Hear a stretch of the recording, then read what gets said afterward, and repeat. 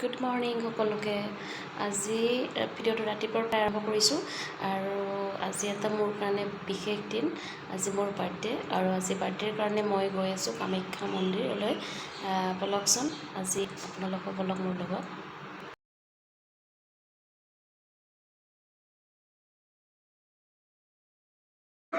আমি গ'লোঁ মন্দিৰলৈ আৰু মন্দিৰত আমি বাবু আৰু মই গৈছিলোঁ। মাইনা যোৱা নাছিলে, তাইৰ যিহেতু গাটো সম্পূৰ্ণভাৱে ভাল হৈ উঠা নাছিলে, সেইটো কাৰণে তাইক লৈ যোৱা নাছিলোঁ আৰু গৰমো বেছি আছিলে। বাবু আৰু ময়ে গ'লোঁ। আমি মন্দিৰ গৈ পালোঁ, মন্দিৰৰ গেটত সোমালোঁ। মন্দিৰ যোৱাৰ পিছত আমি দোকান এখনত সোমালোঁ আৰু তাত মাৰ কাৰণে কিবা কিবি বস্তু ল'লোঁ আৰু চাকি ধূপ ল'লোঁ।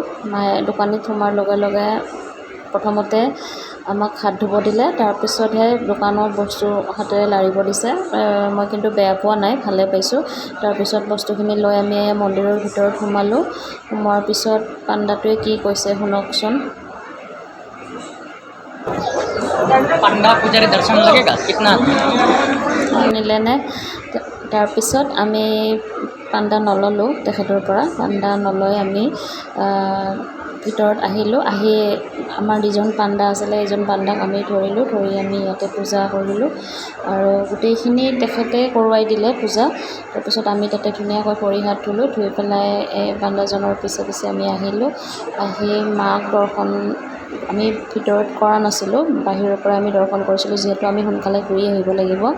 সেইটো কাৰণে আমাক বাহিৰৰ পৰাই দৰ্শন কৰালে। তাৰপিছত মা শীতলা দেৱীৰ দৰ্শন কৰালে আৰু তাৰপিছত আমি দৰ্শন সকলো মাৰ ওচৰত সেৱা কৰি আমি চাকি ধূপ লগাব আহিলোঁ। চাকি লগোৱাত ভিডিঅ' মোৰ সি কৰিব নোৱাৰিলে, যিহেতু মানুহৰ বহুত ভিৰ আছিলে, কিন্তু মই তাৰ মাজেৰেও তাৰখিনি কৰি ৰাখিলোঁ। তাৰপিছত আমি নাৰিকলখিনি ভাঙিবৰ কাৰণে আহিছিলোঁ, কিন্তু সি ক'লে কি যে মই ভাঙিম, দি দিয়া। তাৰপিছত সি ভাঙিলে বাৰু। তাৰপিছত প্ৰতি বছৰৰ দৰে এই বছৰো মই যিডাল গছত সূতা বান্ধোঁ, সেই সূতা বন্ধা গছডালৰ ধুনীয়াকৈ মানে গাঁঠি দিছে। তাৰপিছত পাণ্ডাটোৱে ক'লে যে তুমি যদি ভাবিছা, এনেই নিদিয়ে বুলি কৈছে কাকো, কিন্তু তুমি যদি বান্ধিম বুলি ভাবিছা তেতিয়াহ'লে বান্ধা, একো নহয়। আৰু তেনেকৈ কোৱাৰ কাৰণে মই তাৰ ওপৰতে বান্ধি দিলোঁ আৰু মোক দেখি সিও বান্ধিলে আৰু মই এই সূতাডাল প্ৰতি বছৰে বান্ধোঁ আৰু সেইটো কাৰণে পাণ্ডাজনেও মোক মানা নকৰিলে। তাত মানে কাপোৰ বান্ধিব দিয়ে গছডালত, কিন্তু মানে সূতা বান্ধা নিয়ম নাই তাতে, কিন্তু মই আগৰ পৰাই বান্ধি আহিছিলোঁ। আগতে বান্ধিব দিছিলে, যেতিয়াৰ পৰা মানে বান্ধি দিয়ে বস্তুটো বনাই দিছে চাৰিওফালৰ পৰা, তেতিয়ালৈকে মানে বান্ধা নিয়মটো নাছিলে। তাৰপিছত এনেকৈ তাৰ পৰা পূজা কৰি আমি পাণ্ডাজনক বিদায় দি আমি গুচি আহিলোঁ মা তাৰা মন্দিৰত। মা তাৰা মন্দিৰত চাকি ধূপ লগালোঁ আৰু ভিতৰত ভিডিঅ' কৰিব নোৱাৰি, মানা আছে। সেইটো কাৰণে আমি তাতে চাকি ধূপ লৈ সেৱা কৰি আমি মা তাৰা মন্দিৰৰ পৰা ওলাই আহিলোঁ। মা তাৰা মন্দিৰৰ পৰা ওলাই অহাৰ পিছত বাবুৱে মানে কৈ আছে মা কালী মন্দিৰত যাম বুলি, কিন্তু মই মা কালী মন্দিৰত বাহিৰৰ পৰাই দৰ্শন হ'লোঁ, কাৰণ মাইনাক মই ঘৰত থৈ গৈছিলোঁ আৰু দেউতাক যাব লগা আছিলে এঠাইলৈ। সেইটো কাৰণে আমি বেছি দেৰি নকৰিলোঁ, তাক বাহিৰৰ পৰাই দেখালোঁ। আৰু আমি যাওঁ মানে অলৰেডি তাত মানে বলি হৈ গ'ল আৰু বলিৰ আগতে গৈ পালে অকণমান সময় ৰৈ দিলোঁ হয়, কিন্তু বলি হৈ গ'ল। তাৰপিছত আমি তাতে সেৱা কৰি আমি গুচি আহিলোঁ। আৰু ছিন্নমস্ত মন্দিৰতো যোৱাৰ কথা আছিলে, কিন্তু মানে দেৰি হ'ল। পিছলৈ গ'লে ছিন্নমস্ত মন্দিৰৰ দৰ্শন কৰাম বাৰু তাক, সি মানে দৰ্শন হ'ম বুলি কৈ আছিলে, কিন্তু নোৱাৰিলোঁ সময়ৰ অভাৱৰ কাৰণে। তাৰপিছত এইফালে দেখিছেনে, এই মানুহখিনিয়ে ইমান দূৰৰ পৰা আহিছে মাৰ ভোগৰ কাৰণে, কেনেকৈ ৰখি আছে। মোৰো বহুত মন আছিলে ভোগ খাবলৈ, কিন্তু দেৰি হয়, সেইটো কাৰণে আমি সোনকালে গুচি আহিব লগা হ'ল।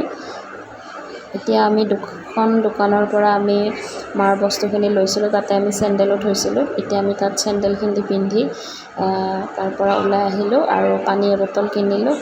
আমি উবেৰ এখন বুক কৰিলোঁ, উবেৰ বুক কৰি ঘৰলৈ গুচি আহিলোঁ।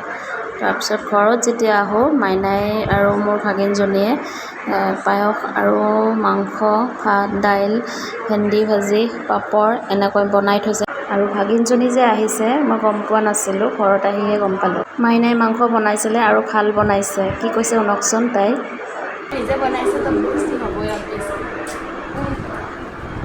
আৰু বাবুৱে কিবা কিবি তাইক জোকাই আছিলে এনে মানে ভাল হোৱা নাই বুলি, কিন্তু সঁচাই ভাল বনাইছিলে। আৰু এয়া ভাত খায়ে এইবাৰ মানে ভাগিনজনীয়ে পোলাও বনাই আছে। আৰু বনাইছে কিয় জানেনে? এয়া তাইৰ লগৰ দুজন ফ্ৰেণ্ড আহিব আৰু ফ্ৰেণ্ড দুজনী আহিব। ফ্ৰেণ্ড দুজনীৰ ভিডিঅ'টো কৰা নহ'ল কাৰণ বহুত দৌৰা হ'ল, যিহেতু মই মন্দিৰতো গৈছিলোঁ সেইখিনি টাইমত। তাৰপিছত আমি ধুনীয়াকৈ ফটো উঠিলোঁ গোটেইকেইটাই। উঠাৰ পিছত সিহঁতক থৈ মই মন্দিৰত গুচি গ'লোঁ। আৰু মন্দিৰৰ পৰা অহাৰ পিছত ইহঁত যাব ওলালে। তাৰপিছত আকৌ মই মোৰ মাৰ ঘৰৰ মন্দিৰত গ'লোঁ, যিহেতু জন্মদিন, মাৰ ঘৰৰ মন্দিৰটোত সেৱা নকৰিলেও ভাল নালাগে।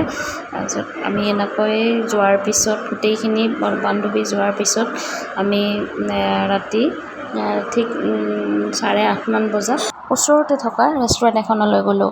আৰু ৰেষ্টুৰেণ্টত গৈ ফাৰ্ষ্ট টাইম মই মোৰ মতে অৰ্ডাৰ কৰিলোঁ ষ্টাৰ্টাৰত বেবী কৰ্ণ, কাৰণ বেবী কৰ্ণটো মোৰ ফেভৰেট হয়।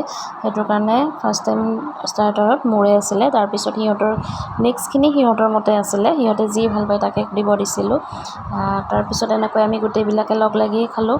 হাজবেণ্ডক দেখা নাই হয়নে আপোনালোকে? হাজবেণ্ড তলত গৈছিলে, কিন্তু মই ফোন কৰি মাতি আনিছিলোঁ। তাৰপিছত আহিলে, তাৰপিছত আমি একেলগে বহি পেলাই খালোঁ।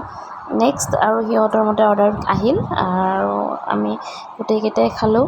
খাবলৈ গোটেইখিনিয়ে ভাল হৈছিলে। আৰু হাজবেণ্ডে ৰুটি খালে আৰু বাকী আমি খালোঁ।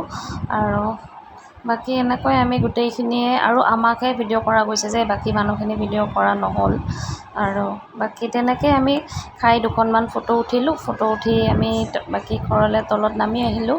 আৰু চবচে ডাঙৰ কথা এটা আপোনালোকৰ আগত কোৱা নাই, এই ভিডিঅ'টো যে মই আপলোড কৰিছোঁ আজি, এই ভিডিঅ'টো মোৰ বাৰ্থডেৰ দিনা হয় আৰু মোৰ বাৰ্থডে 8 তাৰিখে আছিলে।